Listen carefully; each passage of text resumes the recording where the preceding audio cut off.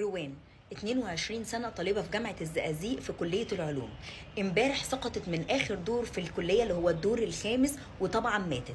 لحد هنا بتبان حادثة عادية، وارد يكون توازنها اختل أو حتى انتحرت. هو ده ما بيحصلش؟ لا بيحصل، بس اللي خلى القضية تروح في حتة تانية هو كلام زمايلها واللي أكدوا إن في شبهة جنائية. زمايل روان اللي في نفس الدفعه بياكدوا 100% ان في شبهه جنائيه، والمتورط الاول في الحادثه دي هو عميد الكليه واثنين من الدكاتره بمساعده طالبه من الطالبات اللي في نفس الدفعه. طب ايه اللي خلاهم يقولوا كده؟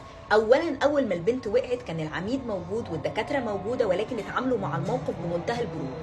يعني مثلا اول ما البنت وقعت العميد كان موجود والدكاتره راحوا قفلوا على نفسهم باب الاوضه وقالوا احنا ملناش دعوه، خلوها بقى لحد ما الاسعاف يجي. طب اطلبوا الاسعاف يا دكاتره، قالوا لا والله احنا ملناش دعوه، اللي عايز يطلب هو.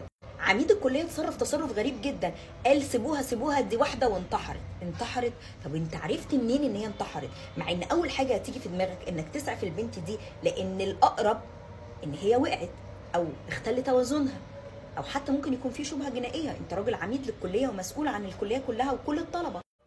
اتحاد الطلبه وبعض الدكاتره خدوا الموبايلات من البنات عشان ما يصوروش وما يحاولوش يتصلوا باي حد عشان ينقذ البنت. كمان بيأكدوا ان الكاميرا اللي جايبه الواقعه مفصوله بفعل العميد، وده طبقا لروايه الطلبه اللي على فكره كاتبين الكلام ده وهم مش خايفين وباسامي الاكونتس بتاعتهم، وما عندهمش مشكله خالص ان هم يقولوا ده او يشهدوا بيه، مع ان ده ممكن يعرض حياتهم للخطر، او على الاقل خالص هيعرض مستقبلهم للخطر، او على الاقل خالص هيعرض مستقبلهم للخطر. ووفقا برضو لروايه الطلبه، وباكد على موضوع وفقا لروايتهم لان انا ما شفتش ولا حد شاف، هم بس شهود العيان. قالوا ان البنت فضلت عايشه تقريبا ساعه الا ربع، وان الاسعاف اتطلب بعد فتره طويله وجه بعد فتره اطول، وكل ده البنت كانت عايشه بالفعل بس ما كانش فيه اي حد بيسعفها. ولما العميد راح جاب الاسعاف وفقا برضو لروايه الطلبه ومش لروايتي، كان جايب سياره الاسعاف فيها السائق بس ومفيش حد كمان يسعف البنت ولا يشيلها، واللي شال البنت ونقلها للسياره هم العمال. وساعتها كمان العميد قال لهم يلا امسحوا القرف ده بعد ما شالوا البنت، اللي هو قصده طبعا على الدم بتاعها. فدي كانت اول حاجه اثيرت على السوشيال ميديا. بعدها بداوا البنات بقى يشرحوا ويقولوا هم ليه بيتهموا العميد بحاجه زي كده. قالوا ان روان الله يرحمها كان معاها فيديو مش مظبوط مخل، خلينا نقولها بشكل لائق اكتر، للعميد واثنين من الدكاتره وطالبه من الطالبات، وان العميد بنفسه بعت لروان تهديد على موبايلها انه بيهددها بالقتل لو ما مسحتش الفيديو ده. وطبعا بتحريض من الطالبه دي ومساعده الاثنين الدكاتره، وطبعا بموافقه وتبريك عميد الكليه، تم استدراج روان لاخر دور في الكليه.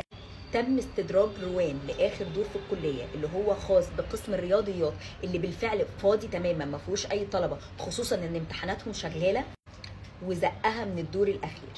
والبنات بتقول ان لو انتوا عايزين تتاكدوا تقدروا تروحوا تشوفوا الدور الاخير وتشوفوا ان الزرع مقطوع وكمان الورق بتاع الحائط واقع.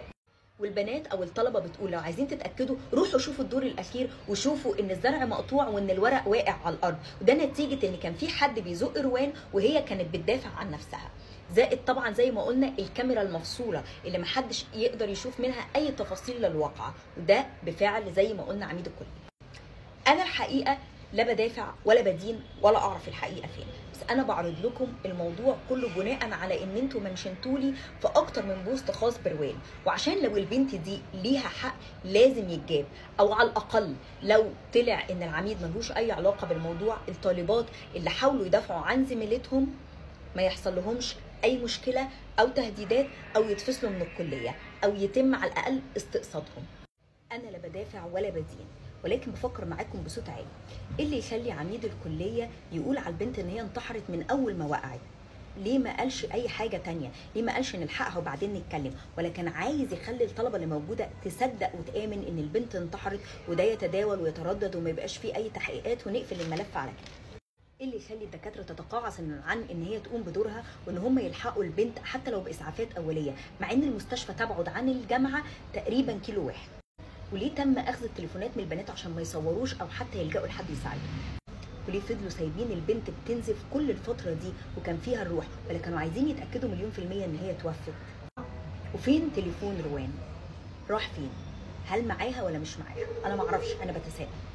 وهل الفيديو ده مش موجود غير عند روان بس، ولا اكيد في طلبه تانية معاها نفس الفيديو ده؟